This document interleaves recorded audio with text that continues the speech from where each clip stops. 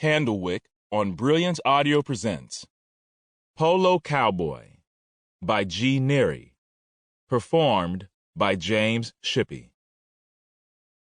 Even at dawn, when the sunrise casts a pretty orange glow over Chester Avenue, our neighborhood looks run down. I mean, I ain't complaining.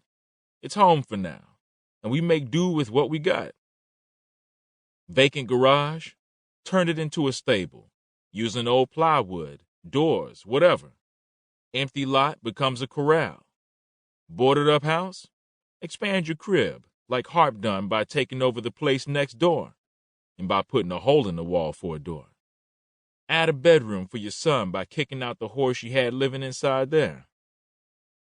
I don't know why I let Harp get me up so early on a Saturday, but a deal's a deal, his words, and I gotta pay the piper.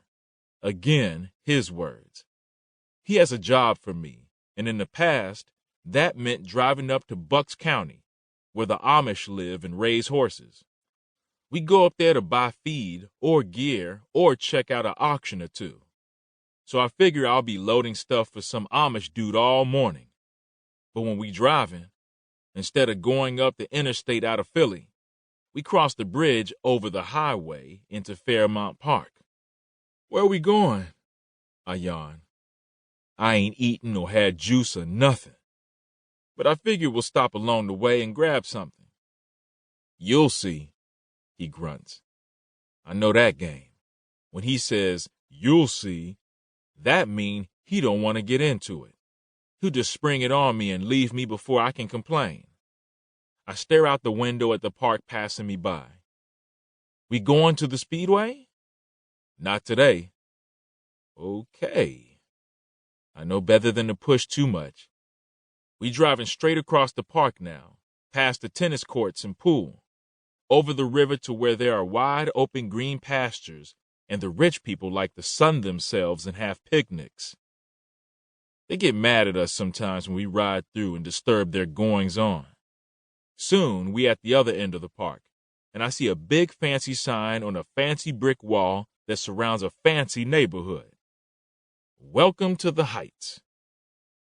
What are we doing here? I ask. The Heights is in the opposite of our neighborhood, Strawberry Mansion. They should have called this Park Mansion, 'cause that's all that's here. Big houses with giant, perfect lawns, long driveways, and expensive cars. Some even got their own tennis courts. As we drive, the Heights starts to open up, and the properties get bigger. It's more country-feeling than Philly. Dang, look, they got horses. I point to some big-ass property with a white fence and expensive-looking horses galloping freely across an open field. Someday, he says. Right, when we hit the lotto, I gaze out at them horses. Man, that would be the life. We turn onto a leafy street, and there's an even bigger property that has a bunch of white brick buildings with Roman columns like you see in the movies. There's even some cannons facing out over the green hills. Man, somebody got too much money, I say. Well, hopefully they'll pay a decent wage for a kid who ain't never had a proper job.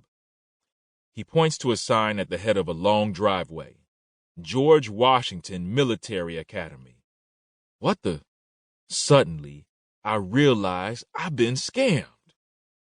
Stop the car. He shakes his head, grinning. Relax, Cole.